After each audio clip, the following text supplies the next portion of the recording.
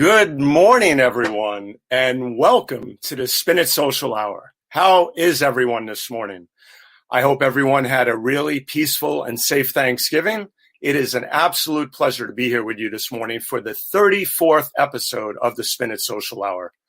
I have to tell you, I started this project, this passion of mine, this labor of love, born out of care and concern for the photo community back when the pandemic started. And it is evolving into a wonderful community. And I am just so happy to have everybody join us every week to contribute to this community and to most of all, help spread the word about these great photographers and their work and their journeys, most of all, because this is really about storytelling. This is a get comfortable hour. Hour and 15 minutes sometimes, but it's a really comfortable morning on Saturday mornings at 10 o'clock. We do it every Saturday, bringing you the best photographers from around the world, and it's amazing. So I am a social media and visual strategist. Once again, my name is Steffen Kaplan. I have worked with the likes of the Pulitzer Prizes, AARP, the Jackson Charitable Foundation, and I work consistently with Sri Srinivasan and his DigiMentors team doing live streaming and other social media events virtually now around the world. And I am also an adjunct professor at FIT. I am a former photo editor at the New York Times for over 15 years in the wire service. And that is where I really, really learned so much over the years from all of these photographers, many of whom I know, I know virtually, but one way or another, we're a family and we're a community, and that's why we're here, to tell stories, show great work, and bring on some great, just photojournalists out there. So we are going to get started here, and I am going to give you the build-up. I'm going to give Rick Friedman the build-up that he deserves. An amazing photographer, good friend, master of lighting, Bostonian. He's been in Boston his whole life. Amazing guy. So let's give him the build-up that he deserves. Here we go. Since the mid-1970s, Boston-based photojournalist Rick Friedman has traveled the world for numerous corporations and publications, as well as on assignments for film, television, and advertising clients. His work has appeared in Time, Stern, Newsweek, Der Spiegel, The Guardian, PDN, and the New York Times. Rick has produced more than 75 book and magazine covers and has worked on some 20 films. He is an ambassador for Tamron, Savage Universal, and Nissan Flash USA, as well as a VIP for Dynalite. Rick has won awards from the American Society of Media Photographers, the National Press Photographers Association, and the Boston Press Photographers Association, of which he is a past president. Rick has had solo exhibitions at Boston City Hall and the Boston Public Library. His works are included in the permanent collections of Harvard University and the University of Oxford. Despite more than 4 decades of pursuing and perfecting images, Rick maintains his enthusiasm for the art. It's fun. I love the challenge of all the different kinds of work I get to do. I could be covering the president one day, a noted scientist or professor the next, and then be off on a travel overseas. Truly, I have the best job in the world. Folks, I can't wait to bring him on. He is a joy to be around. Welcome, the great Rick Friedman. Good morning, Steffen, and good morning, everyone. Thanks for getting up. Good morning. Hey, it's 10 o'clock. Get up, people.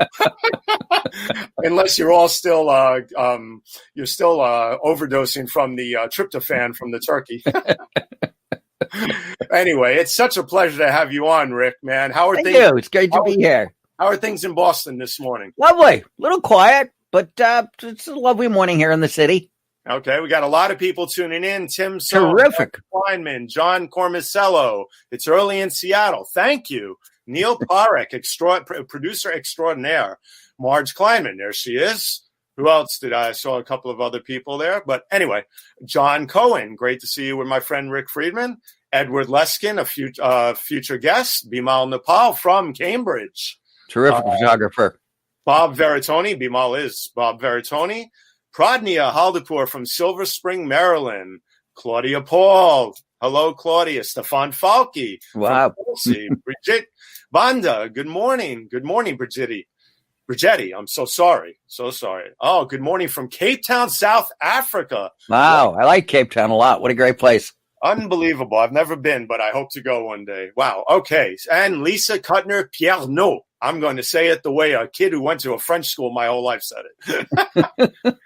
Anyway, good to see everybody. Roger Barnaby, and we'll go on and on. Thank you, everybody, for being here. Rick, yes, thank you for getting up. And, man, we had a great couple of days pulling your work together.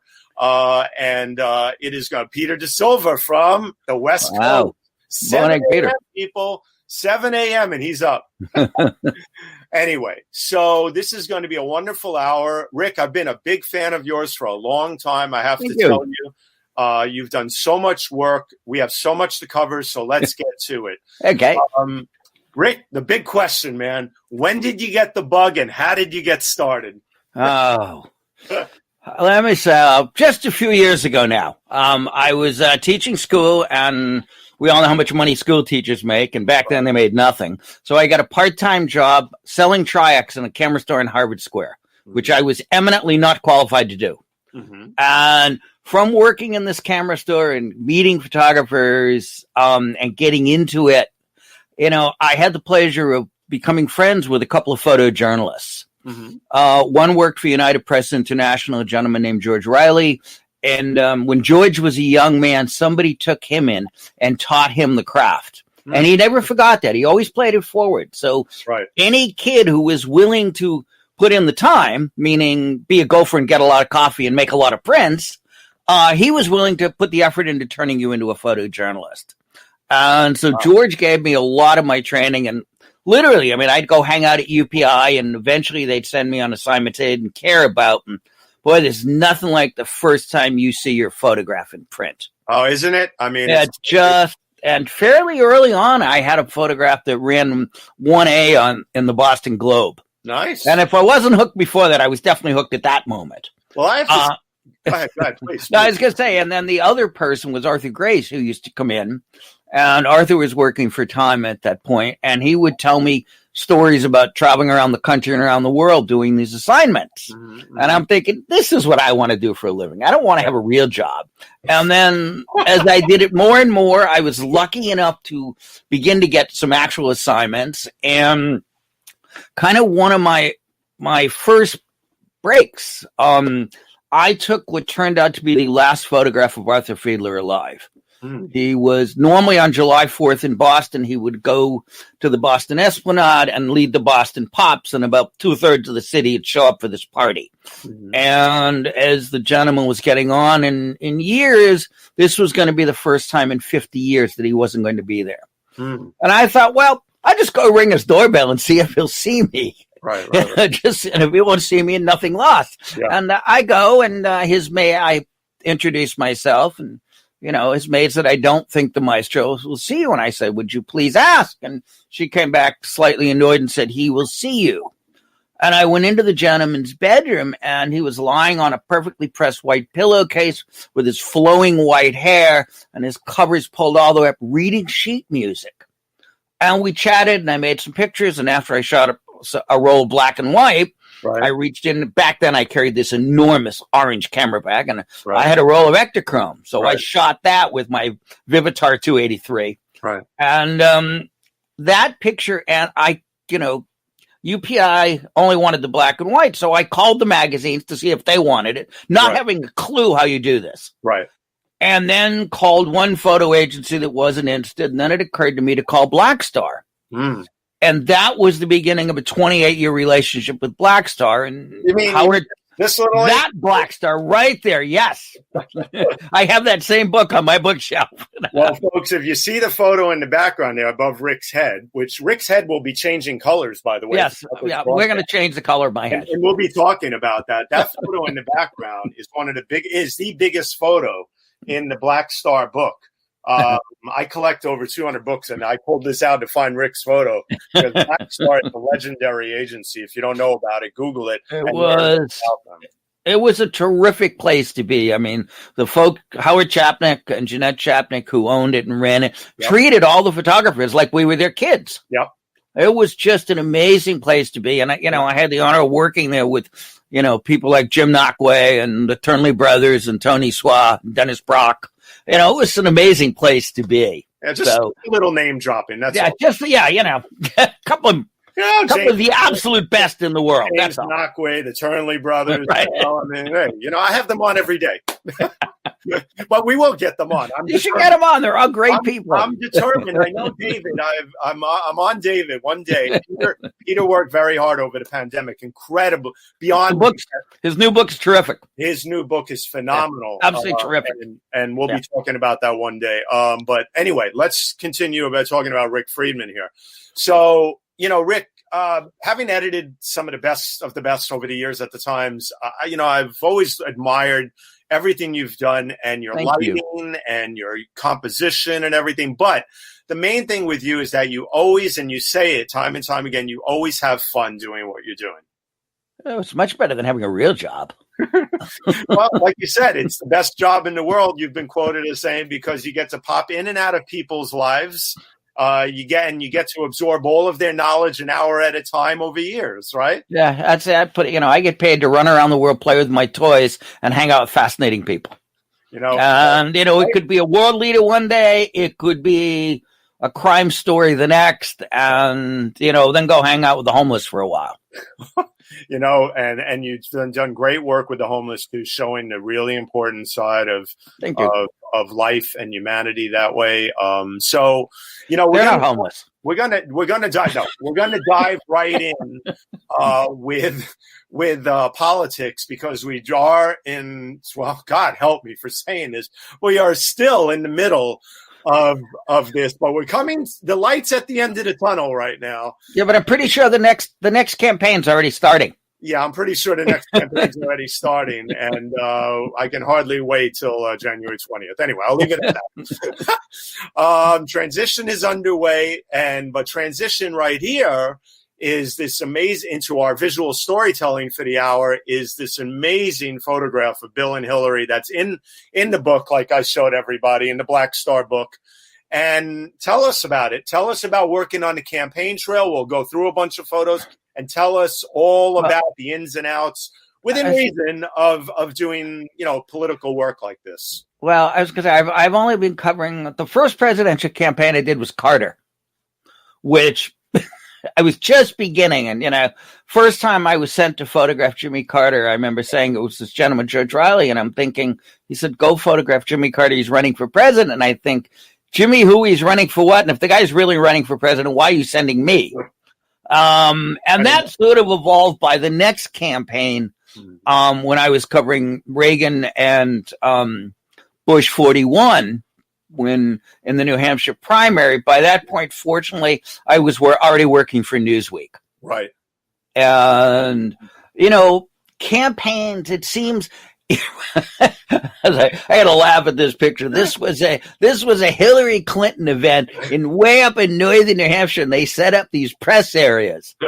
And my shooting partner and I get up there, and there are these press areas. There's nobody there. That's just press areas. So obviously, when the event happened, we completely ignored the press areas. But as each campaign has gone on, there seem to be more and more restrictions. Spontaneous stuff happens less and less. Right. Whereas I know a couple pictures you're going to show give you an idea of the kind of access that we used to have. Right. With our current president, everything from the time he started to run was completely choreographed. Right. Hey, Rick, turn your hair a different light so this way everybody can see. I'm sorry. Yes, I can't. Because you're leaning a little and the light's coming straight. I'm actually toppling over. Right. Rick's going to talk about all the way he can create his different hair colors on the air here. But, the thing about this photo is just God, I remember back in the days, I'd go out with different people and I'd work different events. And, man, it was just so much easier. My God, everything even before the pandemic hit, well, especially before the last 10 years, I would say, became so blockades everywhere, this and that. Remember the access we used to have? We used to just, now for most events, even in the primary season, you need to apply for credentials ahead of time, as opposed to in the past where you would just show up. I mean, once somebody announced they were running, right, especially in New Hampshire and Iowa, right, you would go to their first event, and wherever they went, you would just follow them. right. There was none of this. You only went to public events. Right. Well, the thing is, like, I remember, I'll just tell, this is your story, so not mine, but that's okay. Feel free to. No, but I just want to say one thing. It reminded me of the time I was in Times Square, the years I was documenting the NYPD. Because I have photos on Law and Order. Those are my photos that opened the show. But anyway, I'm in the middle. I didn't know that. That's cool. Yeah, the SVU show. So the thing is that I'm sitting in the middle of Times Square in the ESU truck with the ESU Truck One guys. And these tourists were asking me to go get them pancakes and coffee at McDonald's because nobody could move. You can't move. Once you're in the pen, that's it. You're done. Right. So you have to stand there for hours waiting for the ball to drop. I don't know how those people do it. At least I was in the truck with the guys and I had access. But remember those, all those wild days? I was going to say, the one time I did the ball drop, we were actually up on the roof. Oh. When it came down. Okay. That was rather cool. But I had Anthony Quintano on last week. Great stuff. Great photographer, amazing guy, great photographer. And he's been all the way up with the ball way at the top. He does all this crazy GoPro stuff and other things, man. Yeah, I didn't go up at the pole. No, I just went to the roof of the building. Yeah, I'd get dizzy that way. I'll stick to roofs. And it's such an odd thing, like when you're going, they tell you where to go. They say, well, you just walk into Walgreens and tell them you need to go up to the ball. And it's like, the first time I went, it's like, wait, so I walk into a drugstore and say, I want to go up to where the Times Square ball is. And sure enough, that's how you do it. Anyway, but speaking of going up, I wanted the show to go up, but numbers and everything. So I want everybody to share because I want everybody to know about Rick Friedman and everything. So thank you. Hit the share button. Likes are great. We love your hearts. We love your likes. We love your wows and all the little other icons. But hit that share button. Make sure your friends can see this broadcast too, because they're all archived now and live on YouTube, LinkedIn, Twitter, and Facebook. So we're live on every platform, but it's also being archived on YouTube, all 34 shows so far. And Rick is number 34. So, Rick, here we are. We go from what we just showed to back in the saddle again with... Yeah. This was my first Newsweek cover. Yep. And I was assigned towards the end, the New Hampshire primary, I was assigned to Bush 41. Okay. So I was covering Bush 41, and comes primary night, and, I go and up to the hotel room and photograph them watching, the returns on TV. And then the gentleman I'm with loses the primary. So, we get down into the ballroom and I photograph his speech, and not being remotely daunted by the fact that I wasn't credentialed to cover Reagan. I just jumped in my car. I drove from Manchester, New Hampshire to Concord, New Hampshire, literally dumped my car in a snowbank, grabbed my cameras, and ran into the ballroom at the Holiday Inn in Concord and kind of politely said, excuse me, and worked my way to the third row. There were two rows of photographers in front of me, and I kind of said to friends, well, if you lean your head a tiny bit to the left or you lean your head a tiny bit to the right, I can get another lens in here. Right. And, people really cooperate. We're all out there together. We're all out there to get the what goes around comes around. That's right. And so, not thinking anything of it, I went and I took my Canon 8U1 and my 51.4. And this was actually shot as a horizontal. It was not shot as a vertical. Okay. And, shot it. And, when you finished, right, you called a courier. You took all the film in your pocket. Right. And you threw it in an envelope and you called a courier, and off it went to New York. So speaking of getting in, a little to the left, please, a little to the right, please. Let me squeeze through a little, folks. Okay, we got it. We're all happy. We're good. I'd never do that or never get in front of a video guy. No. If you tell them you're going to stay down, you need to stay down because they have memories like elephants. But if they know you and they know that you will not get in their way, I mean, maybe because I've been at this a long time, but I can show up at most events and there'll be a camera crew that I know and they'll go, yeah, Rick, you can squeeze right in here. We'll get you in. Right. Because the camera crews, inevitably, especially the network crews, they're there hours before we are. Hours. Yeah, because they have so much more to set up. They have way more fine photographic junk than we do. They do. Yeah. They have many more wires too. Yeah. So, Rick, what a beautiful photo here. Thank you. I'm just hoping that afterwards, and I'm only joking here, folks, that Nancy didn't hit Ron with the cake in the face. Oh, that would have been a great friend. But that would have been a great photo, though, man. I was pretty happy with this. And again, this gentleman was leading in the polls. This was shortly before the primary. And the fact that, this is shot with a 24 millimeter lens. Right. And that you can be right in front of them, and you're not getting pushed out of the way by security or campaign aides, or you don't have, I find you go to a lot of events and you have people from the campaign who come up and go, your picture is from over there. That'll be a good picture. Well, Robert Duffy here is saying that I always took care of you on the presidential campaign trail. Bob Duffy. Were we talking about food here? What are we talking about? No. Bob Duffy, was on the Clinton campaign. Okay. And working with Bob was one of the few press guys on a campaign, or press people, who understood the difference between what a still photograph is and what a TV image is. Mm-hmm. And he didn't throw us all together. Okay. So, yes, we've done, over the years, we've done a lot of projects together. Okay. But I tell you, we know this photo is true because we know about their relationship for, the eternity. And, they were one of the, say what you want about whatever president, they were a couple that were. I'm just laughing at Duffy's comment. Oh, whatever. Rick always knew to be nice to the advanced guys. All right, we're getting some flack. And we're still friends. But you've also done. We're going to go through a bunch of these here. Look at John. Wow, what a beautiful portrait of him. I love the pensive moment here. Classic black and white. You're from Mass, you're from Boston and everything. You must have quite the collection of shots of the Kennedys. Just a few. Just a few, right? Yeah. We coming up, it was like, you did Kennedy. It seemed like you did Kennedy events every week. Right. Well, that's why we wanted to throw at least one in, but we also wanted to get to some really other classic ones like this one here of Bush Senior and Junior. Man, what the two presidents here sitting next to each other, 41 and 43. You got to love the hats. Tell us about this, Rick. This is at the Cape Arundel Country Club up in Kennebunkport, Maine. Right. And Bush 40. They were both very nice. Bush 41 was terrifically nice to work with. Right.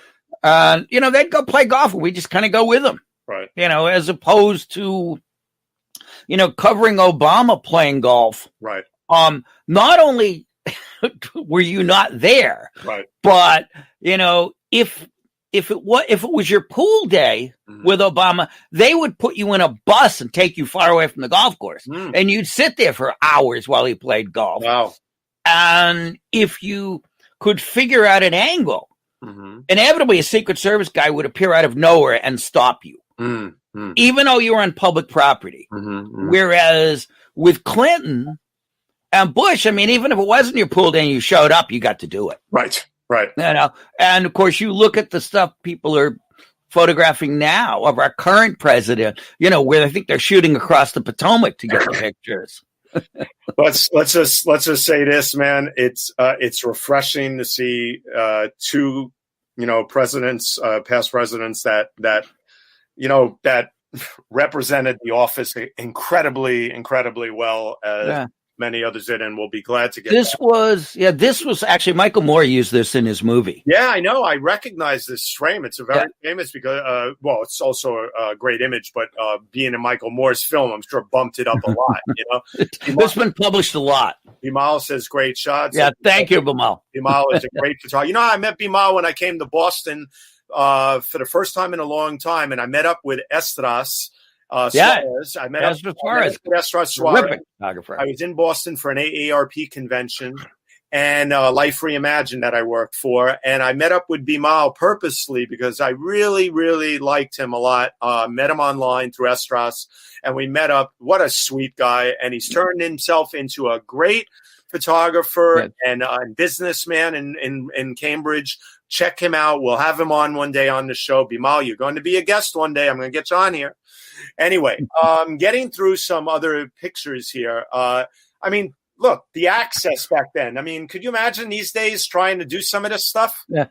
So this is the two presidents, Bush and French President Sarkozy. Right. In Kennebunkport, Maine. And Bush 41 had this cigarette boat. I mean, it looked like a classic Florida drug runner boat. And he would just go bombing through the bay. And, you'd get out there and, if it was your pool day, they'd put you in a boat. And obviously, not only would you be checked out by Secret Service, but the Navy SEALs would come and check out the bottom of the boat and everything. But if it wasn't your pool day, you could go sit up on the rocks with a long lens and they'd come by. There you go. And you nailed this. They weren't hiding. They would come to you. Yeah. Right. And you nailed it. It's a gorgeous. And, it was really tough duty to have to go to Kennebunkport for 2 weeks. And live in a country. And you said eat a lot of lobster rolls. It was just required. That's hard living right there, man. That's hard living. then you have the shots of working the inauguration and everything and other moments. I mean, what a perfect picture between, with the glass, with the rain, with Bush 41 behind 43 and Laura looking on, the Secret Service guy. I think he's a Secret Service guy on the right. On the right with the mustache, he definitely looks like a Secret Service guy. Looks like a Secret Service guy. He's got his eye on someone. Yeah, probably me. Probably. That's that Friedman guy, I guess. So we're across the street in a reviewing stand. Right. Which is very nice because we had a roof over us. Right. The people covering the parade just got wet. No. Don't want to get the equipment wet. But beautiful shot. Thank you. Of course, you love I'm going to say this sincerely. You love the normal campaign moments, not the hey, Pittsburgh, I'm here only. I'm never coming here again. Anyway, let's not. I have to. Sorry, it's the truth is the truth. Let's get back to civility here. One of the best and most amazing presidents, in my opinion, that we've had. And he was delightful to work with. I bet. When he was running, I spent a lot of time covering him, traveling with him. Right. This particular one, this is up in New Hampshire. Mm-hmm. And I somehow managed to get into the room and I just plastered myself against the wall and I knew where he was going to go. He was going to come into the room and go behind the bar. And this is, a little bit on the technical end of this. So this is a mixture of bounce strobe on camera and exposing for the background. Okay. So it's a fairly slow shutter speed because if I shot it at a higher shutter speed, yes, he would have been lit properly by the strobe. Right. However, the background would have gone dark. By dropping my shutter speed way down, he's still sharp. Yeah, there's a little movement in the back, but we don't really care. As I put it, you want to know. You want to be able to see what's going on back there, but you don't really much care about it. But it's better than that drop off of the black wall. No, I love. Yeah, and it's literally in a situation like that. I mean, I don't know if you can see it there. So this is a Nissan MG80 Flash, which is my standard speed light now. And then in a news situation, can you see this? Yeah. So I'll just stick this little Steffen dome on it. Right. If I'm not in a news situation, I'll use something called flash benders. Okay. Which give me, is there one nearby? Will give me a small softbox. Mm-hmm. Oh, hang on. I'm going to spin around. I thought I put one out here somewhere. Okay. Maybe I didn't. I'm going to give myself a little more light here. Hold on a second. The light is... well, I think one's about to appear. But anyway, so it'll give me a small softbox. But in a crowd situation, you can't use that because, it's going to get knocked off. Mm-hmm. If you're shooting a wedding and you're the only photographer there, it's perfect. And here comes one right now. Thank you, Karen. So this, you can see this thing. Well, Holly Kaufman-Soul says she really appreciates the great stories with every image. Well, that's what we're here for. Yep. So thank you, Holly. Holly was a previous guest. Thank you. She lives in Providence, Rhode Island with her husband, Jim. They are a great couple who we had on the show. Check them out, Holly and Jim Soul. Anyway, go ahead, Rick. Yeah, so anyway, if I work like this, okay, now I've got to move it, stream and live stream. It's a little backwards, so you got to move it the other way. There we go. How's that? Okay, so now I've got a small softbox on top of my speed light on top of my camera, and I'm going to get nice soft light. But again, raise it up a little more so everybody can see it, and over the other way now. There you go. Look at that, folks. There you go. In a news situation, you can't use this, but it's great light. All right, but no, I love the lighting on this photo. It's perfect. And then, this photo warms my heart because it's just such a wonderful thing to see, President Obama with his daughter bike riding and everything and doing normal things and enjoying things. But, this is the part of the campaign trail that's really fun, right? I mean, well, yes, it is fun once you do it. But I mean, this is on Martha's Vineyard, which is another tough place to have to go spend a couple of weeks. Yeah. And the way this sort of works, I mean, this particular day we had a 7 a.m. pool call. Right. That meant the traveling press had to be at the meeting point, which was a bus in a parking lot at 7 a.m. Right. And really, to shorten the story, we get on the bus, we sit there for a couple of hours, we get driven up island, where we get off the bus, and we sit around another hour or so. Then we get in vans because the bus is too big to put in the motorcade. Right. And it blocks the view of some of the security vehicles. So you're in vans, and you kind of have assigned seats in the van. And we go further up island where we're actually we get off, and now they sweep our equipment. They sweep us. We have a pass for the trip, but then you also get a different color pass. Right. And hang on. I just happen to have a couple handy. Rick's got a so this is like from I got a million press. So this is from like the last trip that I did with the president, and then this is the daily Secret Service pass. Wow, look at that! Oh, that's the really really special one. Yeah. So but if you show up, if you have one of these and it's the wrong color, right, they know you're not supposed to be there. Oh yeah. So the colors change per day. Yep. So anyway, we finally go, and the motorcade comes, and we're in the back half, so the front half comes out of where the president is staying, and then we fall in, and we drive to the other end of the island where our end of the motorcade breaks off, and they now take us into a field. Right. So it's just the traveling press, and they say, you see that bike path? The president is going to ride his bicycle out of that opening. So everybody who rides out of that opening prior to the president, they come out of this tranquil place in the woods. Right. And they are greeted by this wall of photographers and TV cameras who are practicing on them. So they come out, and we're there like... I want the photo of everybody shooting them while somebody's shooting you guys. There are pictures of us doing it. I know, that's what I want. I love those photos. Those photos, really are amazing. But then, let me quickly finish it. When the president comes out on this, right, your whole shoot is about 30 seconds. It's like hope it's in focus. That's it. And we wrapped that day at about 11 o'clock, and we never saw him again all day. Wow. Yeah, but then you went to go edit, and then you got to go eat lobster rolls again. That's right. You eat a lot of meals on the press bus. Hey, that's the way it goes. But then we get to, man, I could sit here, and I'll sit here with my StreamYard cup of coffee. By the way, StreamYard is the platform that I use to do this great show on. And cheers to them for the swag. I love my StreamYard mug. But anyway, I could sit there and I could look at this with a cup of coffee in my hand all day, man, and just daydream, because I tell you, this is it, man. You don't get better than this, Rick. And you don't get much closer. No, but I mean you without getting arrested. Your portrait of Obama here is this is absolutely perfection.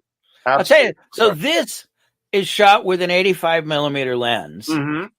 And most of the stuff that I've shot recently of Trump, my normal lens is a Tamron 100 to 400 lens. Mm-hmm. Mm-hmm. So at 100, I'm doing wide angle pictures. Wow. And then sometimes I'm sticking an extender on it. But the clarity, the light, it's it's stunning. It's stunning. Anyway, but then, there's also the other need to create other types of magic when you're doing this type of work, as we know, and getting beautiful silhouettes. Another thing, I love this silhouette of Beto, No. Yeah, but it was, I put the sun in the right place for that. Oh, you did. It's like that. You're kind of wandering around like, okay, if I lean down, I can get the sun directly behind him. Well, I'll use the word stuff as what I'm going to describe for Gary Hirshhorn, but photographers like you and Gary Hirshhorn and other people know that you have to be the kings of lining stuff up with other stuff. Yep. I'm not going to use the S word the other way that I used to. Mark Lundy, I'm sorry, I have to learn how to pronounce his name correctly, Mark. But Mark said a great quote one day of Gary Hirshhorn where he said, Gary's the king of lining S up with others S up. Anyway, here we go with Elizabeth Warren, another beautiful classic black and white here. Just wow. I mean, man, I tell you, you and the light, man.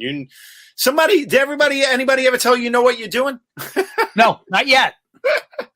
And then we go on to parades and stuff. I love this shot of Bernie, man.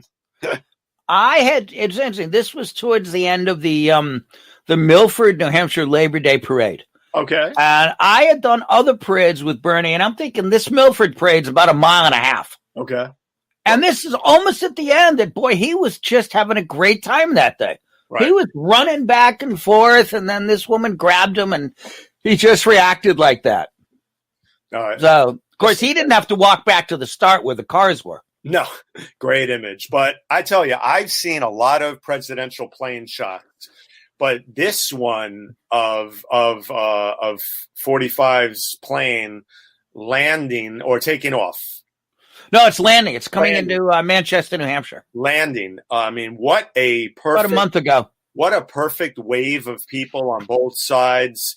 And just a perfectly composed photo. Talk about this one for a sec, Rick. Well, part of this is how do you get to the right spot? Right. And, on covering certainly President Trump, but generally sitting presidents, unless you're in the tight pool, you're probably on the riser. Okay. Some presidents, you're allowed to move around. Right. Some you're not. With Trump, for the most part, you're really not. Right. So a lot of people will go to cover the event from the riser, and the riser quite often makes very good pictures. Right. And they'll stand go on to be dead center on the top level in the back because you're up the highest. I don't want to be there because I always feel like you're penned in, you can't get out. Right. So I want to be somewhere near the stairs. Right. So I kind of had eyed that this was a potential photograph and was set up next to the stairs. And as the plane's about to land, I just walked off the riser, went to the spot that I'd predetermined might work, and hoped the plane would drop into the photograph, and it did. And man, right before it touched down. It dropped right in. Right in, and soon it's going to be dropping right out. Anyway, covering. Let's leave it to the fact that covering this guy must have been a whirlwind every time he was around. Well, it's if you're in the back, it's not all that different. The challenge is how do you get to someplace, and it is our job in both of these pictures as the photojournalist. It is our job to cover what happens. If it happens in front of me, I'm going to make the picture. No, I'm not setting it up. Yeah. What I have some control over is my angle. Right. So this particular photograph is shot from ground level. I've come off the riser. I'm kind of shooting in between the people. Right. And this was kind of going to blue hour. Right. And I'm watching the light in the background. Right. And his people have lit this. They have about half a dozen RE6Ks, which are these enormous movie lights. And they're huge generators to power them, and they've got them up on aerial lifts. So the light on him is not going to change. What is going to change is the light in the background. So now it's a matter of reading the light off of him, and in this case, I'll use the spot meter in the camera, and reading the light off the background and watching the balance. And as the light in the background is dropping and getting more and more intense, that's when I want to make the picture. Right, folks, you are getting a classic lesson here from one of the masters of lighting, Rick Friedman. Yeah, I mean, my line on this is these sort of pictures is, exposed for the element you can't control or the element that is changing. And in this case, it's the sky. The light on him is constant. Right. Well, let's move on to the president-elect. Okay. All right. I don't mean to get so excited. Joe Biden here. What a great picture. But first, I want to take a break for a second, and I want to see if we have any shout-outs here to give, new viewers, other viewers. I know there's a lot of comments flowing in. We've got a great live viewership going on of at least over 35 people here live with us. And it's been a wonderful discussion so far. So, Jonathan, do we have any things? And now, if there's any comments that were put in, we have Tim Sohn here from Pennsylvania, Stefan Falke's back, and many others. But John Cornicello, it's early in Seattle. Yeah. Good morning. Thanks for getting up. Anyway, one of the things that Edward's here. Good morning to you, Mr. Kaplan. Thank you, Edward. Edward's a future guest soon this month. One of the things I want to say about this photo, and I know we talked about it, is that, this was a moment that you just don't expect. So these are the beautiful moments that you want to get on the campaign trail, that Dr. Chitachi in-house Media Scope, that you want to get these photos, because these are the moments, man, that will go down in the books that you'll always remember, in my opinion. Talk about this moment with. Well, this was when President-elect Biden ran last time. And it was early in the campaign. And, early in campaigns in New Hampshire and Iowa, there are a lot of house parties, meaning if somebody thinks they're qualified to be president, you can invite them to come over for, tea and cookies. Right. So he's waiting to speak at somebody's home. And I just love the fact that here's the guest of honor, the man who wants to be president, and they don't have a chair for him. Right. So the only place for the gentleman to sit was in the door frame. See, that's Joe Biden for you. The guy rides the trains. He's such a great, even-keeled guy. He shoots from the lip too, but he's even-keeled, very great, very good temper. And everything, and keeps it real. But this is him. He keeps it real. He sat down, he waited, he was cool, Yeah. And it's, again, this was, you go to these things and you get this kind of access. Right. Exactly. I mean, again, less and less. This is, Joe, obviously this go round. Yeah, this is the go round. I mean, this is go round. He's getting his selfies in and everybody's thrilled. Well, somebody wanted to do a selfie, and Joe was like, "Here, let me do that. I know how to do this." I love it. Let me tell you, I do. Being a social media and visual strategist, hats off to Joe. He's got good position with the camera and a good grip. Good grip on the smartphone, Joe. A+ from a teacher here of smartphone photography. Anyway, let's move on here. Okay. So we're going to move on to the next great. She is not running for president. She is not, but no, I'll vote. Not that I'm aware of. I'll vote for her. she's beautiful. Just saying, she's just beautiful. That's all. Anyway, Tatiana. What I'm going to say is that we're going to talk about the great aspects of Rick Friedman lighting here, and he's going to tell you about a bunch of shots here that we're going to show, and we're going to talk about a bunch of things. This is classic Rick Friedman studio photography. Look at the beauty of this photo. Rick, can you light your hair up in purple for this one? I suppose I could make my hair purple for Rick's this. Got his lighting behind him. He's going to show you can even do it while he's on the air here. So, yeah. So what I'm actually using to do this, there, let me kind of move so people can see the light. Okay. There's the light. Show them the toys. So that light is called a Savage RGB wand. And you can make it any color you want. So I tend to use it as a hairline light, but I also use it in light painting. And we're going to show you some of those. Oh, yeah. But if you want my hair to go purple, there you go. I have purple hair. Woo-hoo. So all I'm doing is I've got an app on my phone. Right. And with this app, I'm literally there. I have red hair now. I literally can choose any color I want, or I can set it to change. So this particular goes electric. Okay, you like the purple, huh? There we go. Edward's a classic Leica user, but he loves the colors, man. So anyway, this photo is absolutely stunning. So thank you. We're going to show some photos that actually show, like, here we have your assistant.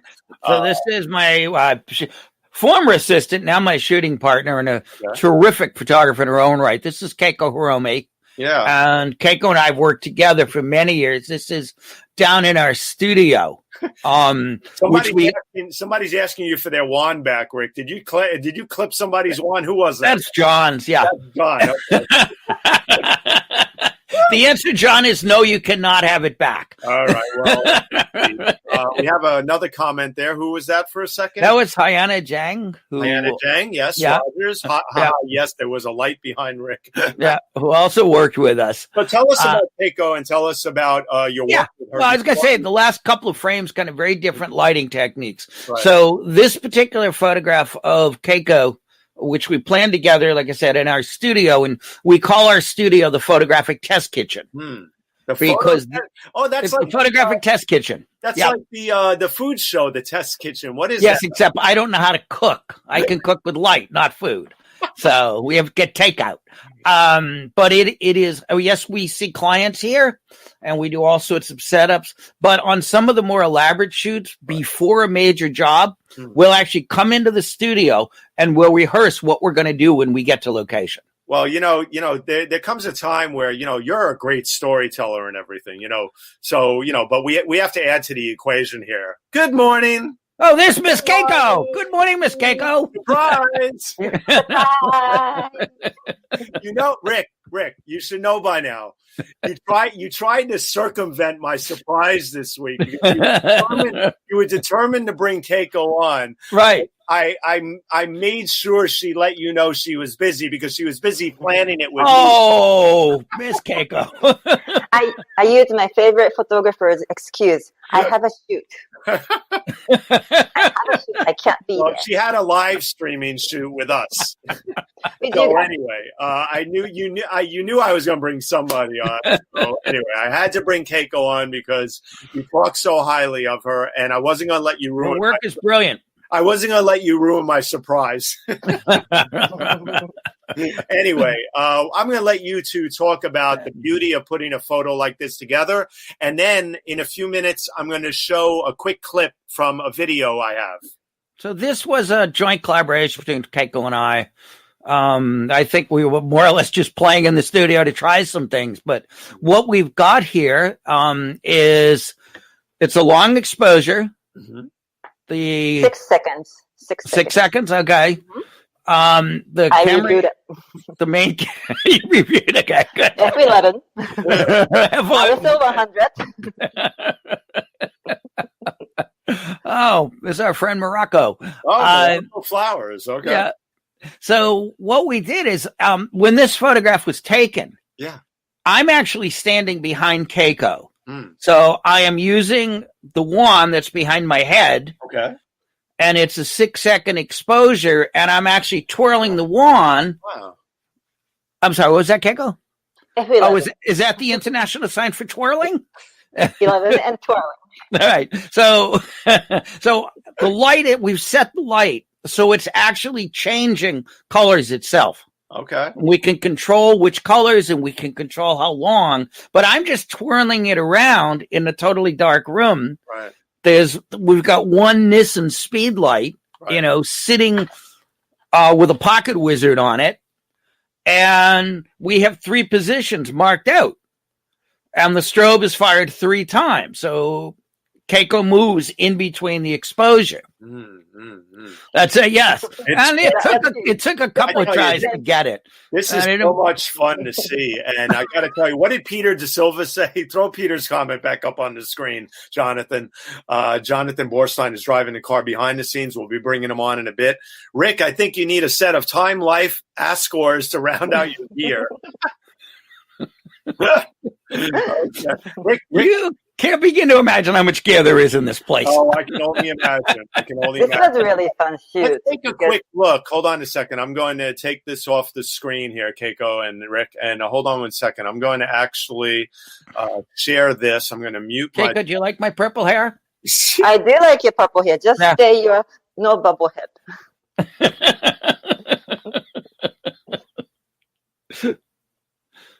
Okay. Oops. Oh, hi, I'm Rick Friedman, and welcome to the Photographic Test Kitchen. We're going to be doing portrait light painting today with the help of my shooting partner, Keiko. For the light painting, we're going to be using a Savage RGB Pro Painter wand. Now, this is a really cool light. This light, you can get hundreds of colors out of this light, and you control it with an app from your iPhone.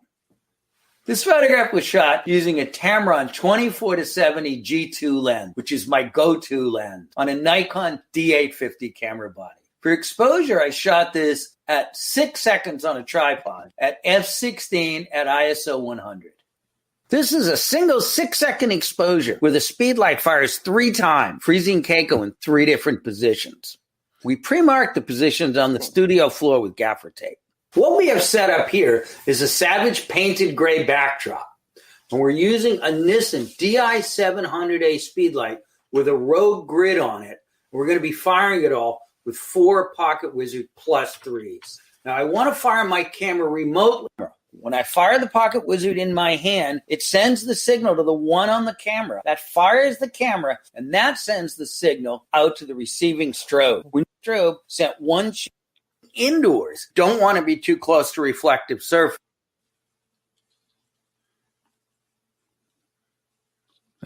Unmute. All right. So we gave people a taste there. Why don't you, I'm going to put that back up on the screen. Why don't you tell them a little more about the beauty of creating this image again?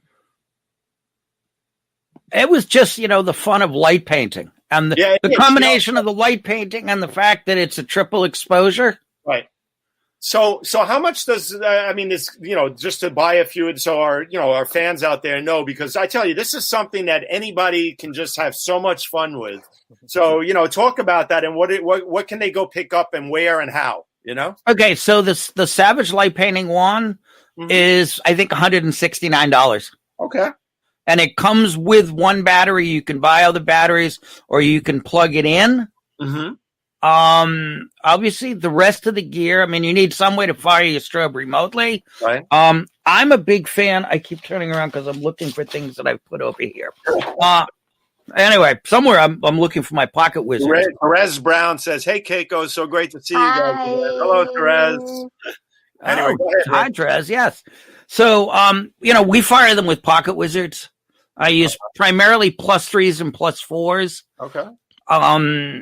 They have a lot of capabilities. They have a very long range. As a matter of fact, they've just come out with an updated version of the ones that I use. Mm-hmm. So you no longer have to jump the channels.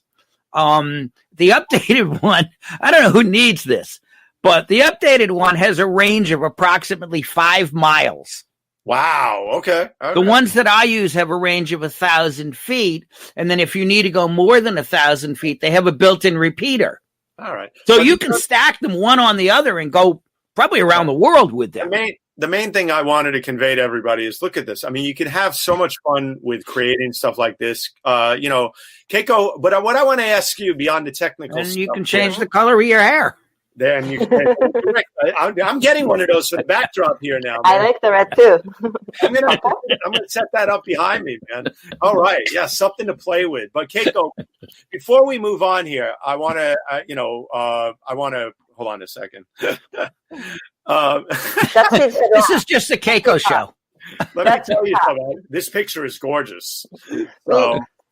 But let me ask you, Keiko, what is it like to work with such a great photographer for so long? But what I really want to talk about is you guys have been working together for so long. It's a great bond you guys have. You guys she still puts up with me. You guys must really know each other well and get the job done really well every time. We can pretty much communicate without actually talking. Right. Yes. We have a signal saying that. Yeah, we do. What is this? I don't know what it means. Take the hairline lights off to the side. The strobe is not working. Instead of that, it's not working. Well, Move the headline lights. Well, I want to say that, Rick, let me ask you, I mean, so many people out there are always looking for assistance. What's the most important thing in having a great assistant? Somebody who puts up with you. Okay, that's pretty clear. I mean, over the years, I've, had the pleasure of working with a number of people, and Right. a lot of them have gone on and done phenomenally well. Right. It's, I mean, I tell people, it's the description of the job is, one, you have to love photography. Right. You're going to work long hours for bad pay and eat gas station food. Right. And I promise I will screw up dates for you. Well, I'm gonna tell you, I have a great assistant. He's my co-producer, Jonathan Borstein. I'm going to bring him on for a second to say hello because he's driving the comments and the banners and the car behind the scenes while I do everything else. And I know he's going to approve of this photo of Keiko because he's a big hat guy. So Good. he is a man of many, many hats, as I call him. So, Jonathan, welcome. Hi, Welcome. Jonathan. Hello. Good morning.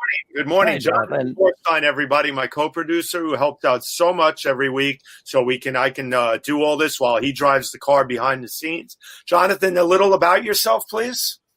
I am a full-time flaneur, a sometime writer, and part-time tech. And what do you think of this gorgeous photo of Keiko with the hat on? It's the hashtag Hatitude. Yay. That's right. Jonathan has his own hashtag, by the way, called Hatitude. I love it. Nice. And he got me in the hats. That's why I have mine on. And, add a little flair to everything. But, Jonathan, do you have any questions for Rick or Keiko? I have an odd one for Rick. Okay. Keiko will answer it for you. Yes, I will. In Japanese. Exactly where in Boston are you from originally? Where am I originally from in Boston? I'm originally from Newton, and I live in the South End now. Ah, okay. Mm-hmm. South. I asked because my mother is from Boston, except she's not really from Boston. She's from Brookline, which is between Boston and Newton. Right. I lived there for a while, too. Okay. No, that's a given. But Boston is one of my favorite places, man. I tell you, I love Boston. I love the food. I love the people. I love the culture. Love the museums. Love the drivers. Yes. Boston drivers. Everybody. But you and Keiko use a lot of other stuff too. Jonathan, nice seeing you. Thank you for being and doing everything you do behind the scenes. Thank you, Jonathan. See you very soon. All right. Okay. So one of the things I want to talk about real quick is any shout outs you want to give to any of the lighting workshops or kits and things that you use. Please go ahead and take this time to do so because people really want to know about this stuff. And then we're going to move on to some other shots of lighting. And then we're going to get into some travel stuff as we're just about at the time where we need to move on to some of that. Oh, okay. Well, yeah. So I teach Keiko and I don't really teach them without her. No. No, and Keiko and I have taught these location lighting workshops literally, Boston, New York, Seattle, the Middle East. We've gone to an event several times called the Exposure International Photography Festival. That's in right. Sharjah, United Arab Emirates. Yep. It's an amazing festival. It's we have a banner set up for them. We're going to show there so everybody can follow them and check them out. Yeah. Let's give people a quick taste of that. Hold on a second. Let me stop sharing the screen here for a second. Let's give them a quick taste of that so they can see what we're talking about. Hold on one sec. I got everything.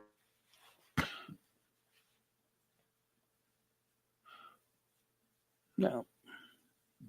So I'll talk a little bit about the event. The exposure event is they bring in about 30 or 35 photographers from around the globe to do discussions and lectures.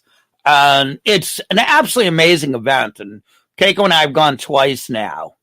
And it's just fascinating to go to. You have these enormous galleries. I mean, you send them the files, and then they make prints bigger than any print I've ever seen in my work. Oh, so this is our event. Look, there I am.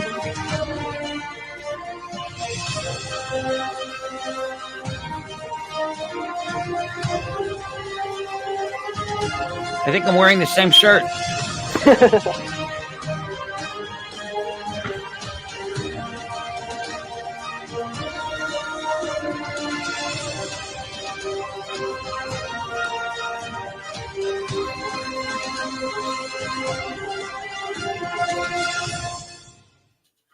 So that's one of them. I got to tell you. And at the end of the event, I have to show you. Right. At the end of the event, the Crown Prince calls each presenter up onto the stage. They build this elaborate theater, and then they give you this statue with your name in. I've never seen my name in Arabic before. Thing weighs about 12 pounds. Well, anyway, so we do that one. We have done like we do WPPI, we do Photo Plus under normal circumstances. Right. This year for Photo Plus, we did an online presentation. We do the Society's photographic event in London, which is, if you're in that part of the world, it's a terrific event. Again, they bring in a bunch of photographers from around the globe. Right. You work in small groups. And I've heard amazing things about the festival. I only hope to get there one day and hang out with you and Esther. Well, yeah. So this is the Crown Prince, one of the sheikhs, and the Jewish guy in the middle. It must. Seeing you, I know the one thing you've always said about the Exposure Festival, and Estras Suarez said the same thing, and Renita Roy too both have been previous guests. Look them up on the Spinach Social Hour on YouTube. Is that the way they display everything is just phenomenal, right? It's mind-boggling. Yeah. I mean, they did things like take the picture of the two presidents, Bush. Right. And they blew it up enormous. Right. And that was shot as a JPEG on a camera that was a 10 megapixel camera. Wow. And their printing ability, it is a truly great event. It's really the only way to describe it. We've been running the banners so people can check them out on their website, on Instagram, and everything else. Mm-hmm. One of the things we want to do. I was going to say real quick, we also, we do... Under normal years, we'll do a couple here in our studio or in Boston, and people come to the city, and we do some studios, some location. Right. This particular frame that you've pulled up now, we have a little courtyard out behind the studio. I call it the lower 40. In my case, it's feet because it's 20 feet by 40 feet, and this is in that space. This was a workshop that Keiko and I did here. That's your backyard. Yeah, literally, in about half the backyard, and there are poles for the neighbor's decks. So you're literally super clamped to trees. No, and we're going to let's get into just a few frames as we need to move on here. But this is another one. Here's a perfect example of Rick's setup when he's setting some stuff up, and he's got everything clamped to the pole and the trees. And look at the beautiful result of all this work that he puts into every portrait. Yeah, so it's, what I like about this one is you look at the back shot, you can see there's a Roscoe smoke machine. Right. If you, don't have a Roscoe smoke machine, you're going to buy a can of smoke. Right. But the smoke machines are much, much better. And then we've got a set of Dynalites. You can see the color gels and the Pocket Wizard. But as you look from the back, you can see how big the space is that we're shooting. That's my neighbor's Jeep. Yep. And then, we've gelled it. So one of the things I've done is I've designed, and we see this lighting kit for Roscoe. Hold it up and show it off to everybody. Rick actually designed, everybody, just so you know, Rick designed this lighting kit. Hold it a little to the side, the other way. Actually, I'm going to grab another version. So what is in there? Let me just turn around and grab one back here. Okay. All right. So what is in the lighting kit? Yeah. Oh, no, you got to move it the other way, Rick. There you go. Up now. Up. There you go. Okay. Hey, this is why I'm normally not on TV. So what I did is I went to Roscoe and I said, look, these are the gels that I use in a workshop, but people generally don't necessarily want to go out and buy 20 sheets or 24 sheets of big gels and then a roll of cinefoil. And cinefoil is black tin foil. Mm-hmm. And it's something that Keiko and I use a lot in our work. It's a great light shaping tool. Right. Yes. So I approached them and they put this. Allegra, a colleague of yours, says buy them. Where did she put? Buy them at Hunt's. Okay. You can buy them at Hunt's. Yes, Hunt's Photo up here in New England. Of course, you can just go online. If you actually go to my page, go to my site, there'll be a store which only has a couple of items in it. If you want to buy the lighting kit, it will come from Hunt's. Okay. And then the other thing in the store is I do a lot of work with Think Tank, our good friends at Think Tank. They make the best camera bags. I mean, nobody beats equipment like I do, and I haven't killed one yet. And I have a couple of them that I've literally dragged around the world several times.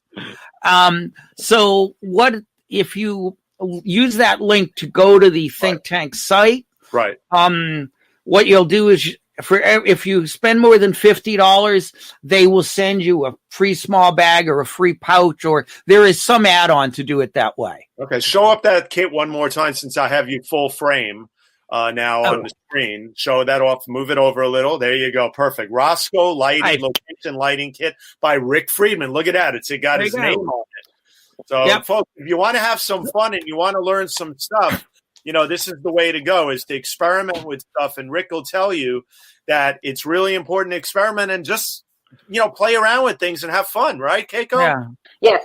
And then even the 3 Keiko picture that you were showing earlier, if you could see the video of it, it's quite funny. You see imagine the dark studio, then I'm standing with something and smiling, and then Rick is moving like this with light, and then I could hear, shut up. Not mess it up again. Let's do it one more time. Oh, come on. We didn't hit it on the first try. It's probably dark. It feels like a scene out of Star Wars with the Jedi lightsabers. Right. Yeah. Yeah. So one of the other things real quick you showed the first picture of the model. I want to go back to that real quick if you wouldn't mind. You destroyed some equipment somewhere. Tripod. Rick, we all saw that Nikon you destroyed. New Year's did. But our friends at NPS repaired that destroyed camera for like $350. Folks, this is where the storytelling on the Spin It Social Hour gets real. So if you do me a favor, jump back a couple of frames to the woman with the dark hair. I just want to explain. Yep. That's me. No. This one right here. So I just want to quick New York Convention Center. Right. So this was at the Javits Center. Okay. She's standing in front of a white backdrop. Okay. And if you look at this, the pattern, we took a piece of cinefoil and cut a pattern out of it. Right. And then we taped 4 different colored gels to the front of the pattern, hung that off a little boom arm. Right. In front of a strobe and projected it onto the backdrop. So we projected the background. And then if you look at the model, you can see there's some purple highlight in her hair. Right. That's from, we used the Rogue grid. There I am. This thingy on a speed light with a purple gel on it. Mm-hmm. And then lit her. And the key to this multiple lighting setup is each light source has to be isolated. Right. So if my white light on her hits the background, it blows the background away. Okay. So I need to gobo it off, which I inevitably will just take another piece of cinefoil and just tape it onto the side of the flash, and that gobos it off. Well, Keiko, I have to tell you, the job that you and Rick do on all these locations and everything and the workshops are definitely something that people should look into. Edward Leskin, Edward says, the colors actually remind me of some of my favorite Star Trek episodes from the 1960s. All right. Now we got the Trekkies on board here now. But I have to say, his workshop, that every time I get to assist during his workshop, we go to different locations. We literally set up from the light stands to color. We decide the color of gels, and it's really, really hands-on. Then I learned so much about how I can do it in each corner of the room almost. I can only imagine. Yeah. Look at all these beautiful photos that we're running through here. Hold on one second. One of the things I want to do, Keiko, is I wanted before I let you go, is I wanted to say thank you for being on here, number one. And number two, I wanted to say, I wanted to announce that Keiko on December 12th, Saturday, December 12th, is going to be a guest on the Spinach Social Hour. So Yay! Thank you so much. We're going to show off Keiko's work as a photojournalist and all-around great photographer. And it's going to be a pleasure having you on. We set it up yesterday, so I'm looking forward to having you on Saturday, December 12th at 10 a.m. So everybody, please join us. Meanwhile, follow Keiko on Instagram at Keiko Hiromi, and be sure to check out her work at keikohiromi.com. And Keiko, thank you for being here today. Thank you so much. All right, Thanks, Miss Keiko. Happy shooting. All right. Surprise. All right. If you want to stay behind the scenes, we can talk for a few minutes, and we'll be right back. Okay. Okay. And it's up to you in a little while. Okay. Okay. All right. Keiko is a terrific photographer. What a talent. She is. I wanted to do a photo later with her, with us three, so she can hang out. That's great. But if not, I understand. So anyway, but this is a great photo too that I love so much. We kept talking about it the other day, but this is a really important photo because we went with a really important story that Brad Smith, our colleague and dear friend, assigned to you for Sports Illustrated, dealing with head trauma and athletes. And this is a real brain, right? That is an actual human brain. Yes. Wow. And this, the idea is we wanted to tie all the pieces together. You had a big MRI machine. This is at Mass General. Okay. You couldn't get into, first of all, you can only get in to photograph the machine with a lot of planning and permissions. Right. And you couldn't even start setting up till about 10:30 at night. Wow. So we had to convince this doc, Brian Edlow, that he wanted to be part of this at 10:30 at night. And it took a little while to set up. And the challenge when photographing with an MRI machine, it is just an enormous magnet. Right. Like you can't get anything metal anywhere near this thing. Right. So, like the camera itself is in the doorway. Right. It's actually outside the door looking in. Mm-hmm.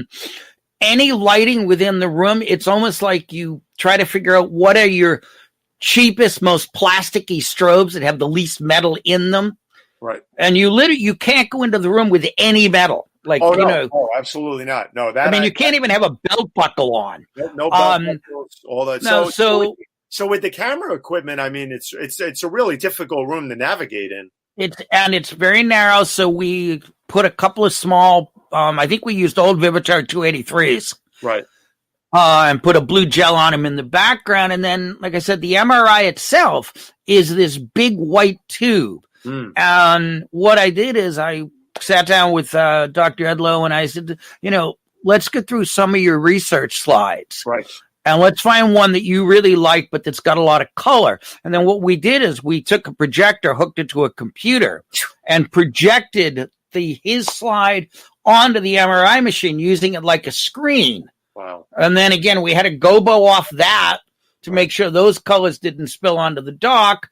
And then the light on the dock didn't hit the MRI machine. Well, I have to tell you, it's an extraordinary picture, and the setup is just as much work or more. And it's, it brings you in. The colors on the MRI machine that you set up really make you, it makes you think about the complexity of a brain injury. Yeah. It was, one other technical point for any of these kind of shots, if white light cannot hit your colored light or your projected light because it will blow your colors away. Right. So it's really important that you, like the main light on Dr. Edlow was a Dynalite head. It's got an extension tube on it. Mm-hmm. On the end of the extension tube is a grid, but a 10-degree grid that we've even got some cine foil on the right side. So we're illuminating the dock, but we're not that white light is not hitting the background. And then obviously we had a very short period of time that this human brain could be held. Well, exactly. I was going to bring that up, but that definitely. Yeah, and I wasn't volunteering my brain for this part of the show. Speaking of brains, let's move on here to some other portraits, and then we're going to get quickly to travel some stuff. Sure. So this was done at the MIT Media Lab. Right. This is Thad Starner, who was actually a grad student at that point, right.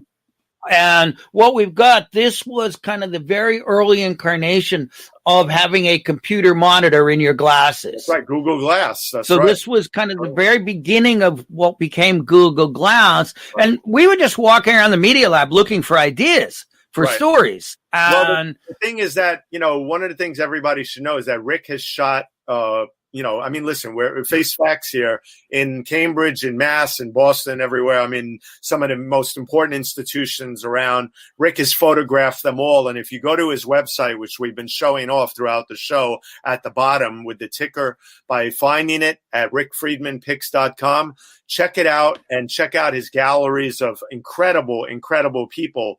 I just want to go through a few of these quickly because I don't want to miss out on them. But Bill Gates, look at this photo here. I'm going to let Rick tell his quick famous story about this photo because we had to set up hours before, so Keiko and I go in and set up, and right. Keiko is kind of, we're talking and before we start shooting, and Keiko says to Bill Gates, "Do you have keys in your pocket?" Like he's feeling to see if he has car keys in his pocket, like he drove himself to the shoot, which I'm pretty sure he didn't. But this was actually, it was the test shot, but it was the best picture of the take.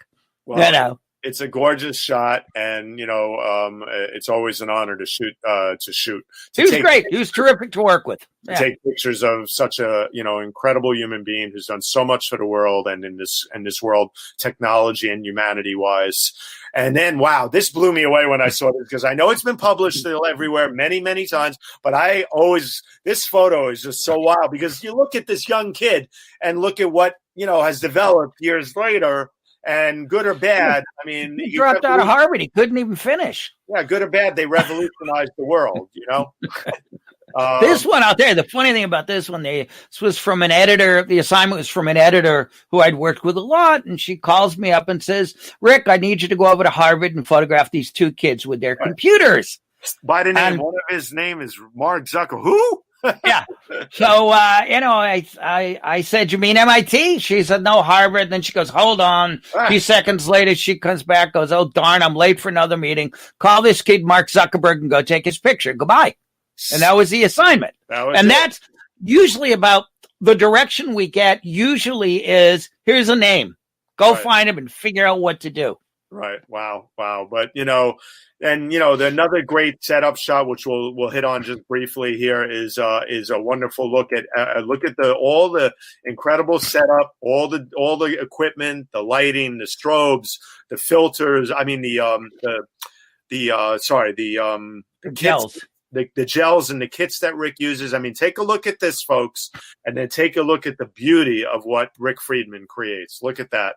I mean, just gorgeous. You should look him up on YouTube, find him on his site, check out all of his videos that he has online. And one day, when we get back to semi-normalcy and everything, please take one of his workshops, because the portraits that he creates, you too can learn to create, and experience tells the story. But I love this one, Rick. Thank you. Yeah, this is Antonio, who is an accordion player, lives in the north end of Boston, and still 94 years old. He still performs. Wow, I love it. I'll tell you something on the workshops, just really quickly.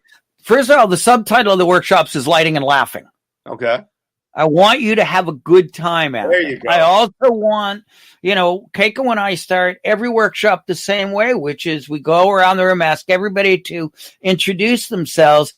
Please tell us what you do, and please tell us what you would like to learn in this workshop, so we make sure we cover it. Okay. So we will go from really creative flash on camera, and there are ways to do really creative flash on camera, to these really elaborate lighting setups in a couple of days. And then the final picture, which I think we're going to get to, are a couple of what we call silly group photographs. Yeah, we'll go through that. But the one thing, I'll let you carry on. The one thing here, oh no, please. Rick is not known as a nature photographer, but I tell you, even when he's out and about, and he went on this safari once, and these are from South Africa. Yep, this is rush hour in South Africa, folks.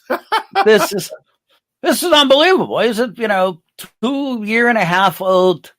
And they were just running around, just playing. Wow. You nailed it. What a great shot. If you can shoot sports, right, or, if you know to see things in front of you and you know to see light, right, then how human or inhuman, without going on to any other comments about that, your subjects are, you should be able to capture it.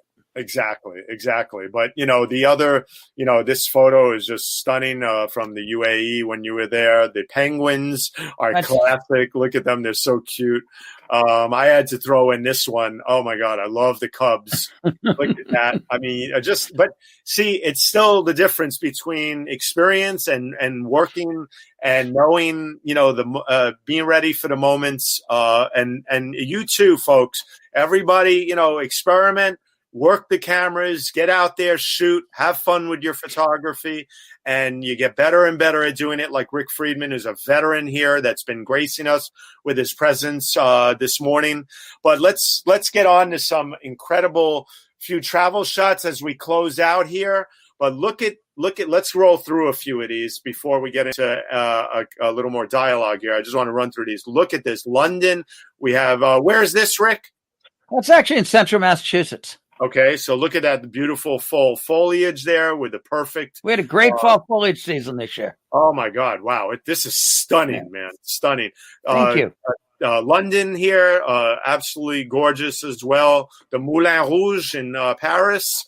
I'm always going to throw in a little French when I can. And then okay, so go ahead. I'll let you roll with this one for a sec. Yeah, this is the main mosque in Abu Dhabi. Right. And it is absolutely amazing. I mean, and you can go in there, and as long as you're respectful, you can wander around and make pictures. And, like any other photograph, we're looking for light and shapes. So, but the Grand Mosque was amazing. I actually went to it at Blue Hour 2 days in a row. Yeah. Wow. And it was just, shooting there was just, like I said, it was amazing. Well, this photo is dreamy. I mean, it's something right out of a dream. I mean, it's just, it's perfect. The reflections, the lighting, and this is the thing. The mosque, the lights on the mosque were doing the light for you. This isn't a Rick Friedman lighting kit. No, I did not like this mosque, but no, I just wanted to make that different, that exclamation mark here, because this is the real light and not just some. Yeah, no, I just go to these places, right. And look at your light and spend a lot of time staring at the clouds. There you go. Kind of thing, and this, I was introduced to this, before I went to the Exposure Festival. They had asked me to judge their contest, which I believe, if it's not open now, it should be open very soon. Sure. This is a terrific contest for the Exposure International Photography Festival. Check it and out. If you win, you get to go to UAE. There you go. Check it out, folks. Check out. We've been running the banner with the information below on the screen here because we want to make sure that people know about the Exposure Film Festival, Photography Festival. Check it out on Instagram and their website. And then, man, wow, South Beach, baby, right? Well, everybody goes to South Beach and everybody shoots the Colony. Right. And I have lots of other pictures of the Colony that I like, but on this particular trip, I think which was 2 years ago now, I had gone to Florida. I was doing a series of workshops. I did the Miami Photography Festival, and then I taught in Naples, and I taught in St. Augustine. And again, if you're listening around the country or even around the globe, once we get out of this pandemic, we're going to go back to being on the road and teaching these workshops. The workshops are fairly small. So, some workshops you go to when you get there and there are 100 people. I mean, if there are 2 instructors, you're going to have, if there are 25 people, you're going to have 2 instructors and plenty of gear. Right. So, you want to check out Rick's workshops, and and learn about the beautiful lighting that he uses to create everything from that. Also, Rick has done a lot of work with infrared photography here. We're showing off a little work here. Love this gorgeous picture in infrared. So is this one and this one. Tell us quickly about a little dibbling and dabbling in infrared, Rick. I shoot this stuff with an old Nikon 300S. Okay. But explain to people just in a brief moment here that you have to have a camera fitted for this. What you do is you take a camera. Right. And I've had mine done with a company out in the West Coast called LifePixel. Right. And you go to their site and there are all these different settings of which filter you want in the camera. Mm-hmm. And I don't have a Nikon Z, but I do understand there is a way with that camera that you can get it to do all the different things. Mm-hmm. My camera is set for 720 nanometers. So this is roughly the effect you get out of it. Okay, and I like this intense look out of it. Yeah, Chicago. And then where is this? That is Zion National Park. Okay, look at that. Beautiful in the national park. It was just, the light was right. Yeah. And it really was. It really was. But then we're going to get back to, in closing here, for the great hour and plus we've spent with Rick on a classic shot that was the cover of Newsweek once of Lady Liberty on the 4th of July. Wow, man, just an absolutely stunning picture. And then, of course, we have another great one here from Boston. I'm sorry, I'm drawing the Zakim Bridge. The Zakim Bridge, right? Just look at that light, man! Wow, talk about sunset chasing, and then this photo to close the discussion with Rick. Man, I tell you, man, who wouldn't want this on their wall, folks? Look at this, a work of art. Rick, that's me off for another assignment. No, you got to check out Rick Friedman, pics.com. His photos are for sale. His workshops are always ones that you should attend and check out. I have to tell you in closing, we're going to talk about right here the location lighting workshops that will be available again one day. I'm going to let Rick close with that information, and then we're going to wrap it up here, baby. Go ahead. Tell them about it, Rick. Well, I mentioned something about the workshops, that they really are hands-on workshops. We have models come, we go through different things, and you get to do everything. Whoops, and I'm not getting in front of my light. There we go. I could change the color of my hair one last time. It's okay. We'll let the workshop image be up there so people can remember. Yeah. So the workshops, like I said, they're really hands-on. I personally shoot with Nikons and Sonys. Keiko shoots with Canons and Sonys. So we've got a good working knowledge of it. We're going to bring a lot of the gear. I mean, you need to bring yourself a camera and a lens. There you go. And we have tons of pocket wizards. Like I said, we do them here. We do them. I do an event every year called the Can-Am Photo Expo, which is either. Hey, hold on 1 second, Rick. I just want to mention, I know that this is the tail end. Sometimes the people drop off quickly, but I just want to mention, please, folks, we have a large viewership still watching. If you haven't shared this broadcast, please share the Spin It Social Hour on Facebook, Twitter, LinkedIn, or YouTube. Your platform of viewing choice. Please share Rick's work and this broadcast. Let everybody know about him. I'm sorry, Rick. Go ahead. Close out. No, that's great. So what I was saying is the Can-Am Photo Expo, which is either in Buffalo or Niagara Falls, assuming we're ever allowed back across the border. It's a terrific hands-on event. I teach a lot of unique photo. In Fairfield, New Jersey, great organization, also the Photo Center. And then, all over the country, we're going to be teaching at the Mid-Coast Photo Workshop coming up. Okay. Assuming, again, everything is dependent. Once we're released, we're going to start scheduling a lot more. We also do private tutoring. Once we're released back out into the wild again. Yeah. So we do private tutoring either online or one-on-one. So sometimes people will will come to the studio?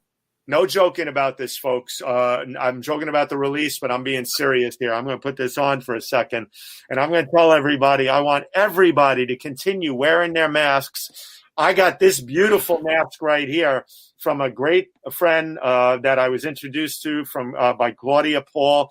Be sure to check out fashion stylist extraordinaire, Carlton Estilo Jones. I tell you, here's Carlton right here. Doing his thing, fashion designer and coach extraordinaire. He designed this beautiful mask, and I got one. I love it. Look at the colors on this for Pride Week. I celebrate my Pride brothers and sisters, and I grew up around the Pride community and in Greenwich Village. I love these colors, and I wanted to show them off here. We took our son and about 2 years ago to the Pride Parade and had a great time. Whoa, here comes the major sun, folks. But Rick, thank you so much for being here. Thank you. I just wanted to say that I want everybody to be safe during this pandemic. So check out rickfriedmanpics.com. Therese, thank you for being here. Super spin it. All right. Yay, Carlton from Claudia. Let me tell you, folks, in the future, check him out at his workshops. You will learn so much. Rick, hold on. I'm going to close out, and then I'll be right back. All right? All right. Hey, thanks, everybody, for watching. And if I can help anybody, you want to drop me a note, It's rick@rickfriedman.com. Okay. Or on any of the social media. I try to answer everything. And, if I tell people, if I don't get back to you fairly quickly, it means I'm traveling on assignment, spacey, or 2 out of 3, but I will get back to you if you follow up. All right. So please do, and thanks for everybody's time, and thanks for listening. Oh, please. Thank you, Rick. I tell you, with the lighting here today, my light is beaming through left, right, and then going away. So, something's going on outside. That's why you want to control your light. I know. I'm learning. But anyway, hold on 1 second. I'm going to close out. All right? All right. Thanks. All right. Okay. So, folks, we've been here on the Spin It Social Hour again. Please stay tuned for one more second. I want to tell you about my next week's guest. Oh, my God. I am so thrilled to bring on the great Richard Sandler. Richard Sandler is one of my mentors early on. I took a course with him at ICP, and we became friends, and I've been a big fan of his classic New York City street photography for years. Let me tell you, you are in for an amazing treat next week in street photography.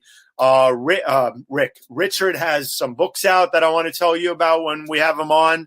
And I tell you, he's a master of street photography and a great guy to boot. You're going to love the stories with Richard. Tune in next week on Saturday, December 5th for the Spin It Social Hour at 10 a.m. Eastern Time. And you're going to just love it. It's going to be a great hour. And I wanted to also thank the sponsor of this show, my man Emilio Pardo, a visionary brand strategist. We are working on a bunch of stuff, folks, but just know there will be a new show soon. Tune in online and stay aware of Real Talk Live from the Barn that we will be showing very soon. A new episode coming up dealing with all issues COVID related. And we're going to start off the year with a bang with some really great information from some top experts out there. Here's a quick look.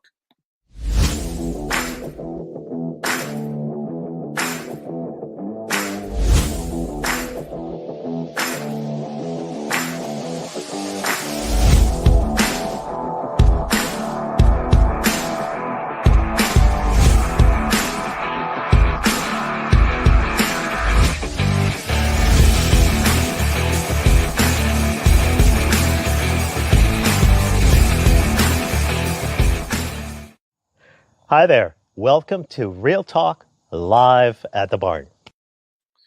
So Real Talk Live from the Barn, new episodes to be airing soon. I wanted to bring on to mention Emilio Pardo once again because he has been a tremendous supporter and dearest friend of mine for years now. This show is incredible. The reason we call it Real Talk Live from the Barn is he has an incredible barn behind his house that has been turned into an incredible think tank place where he has some of the top experts from around the world that have been there in the past. We recently had on Seth Harris, who, by the way, Seth Harris is former Deputy Secretary of Labor under President Obama. He is also a candidate for Secretary of Labor under President-elect Joe Biden. I know he's my choice. Anyway, an incredible authority on the subject. I hope that President-elect Biden chooses him. That's just my humble opinion. But I wanted to mention that he was a guest on Real Talk Live from the Barn. It is pinned on Pardo Vision, which is Emilio's Twitter handle. You can check it out. And we'll also have it up on YouTube. So anyway, it's been a great Spin It Social Hour. Thank you for being here, everybody. I'm going to tune out now with the card up for Richard Sandler next week. Be safe, be well, and thank you for being here. Take care, everybody.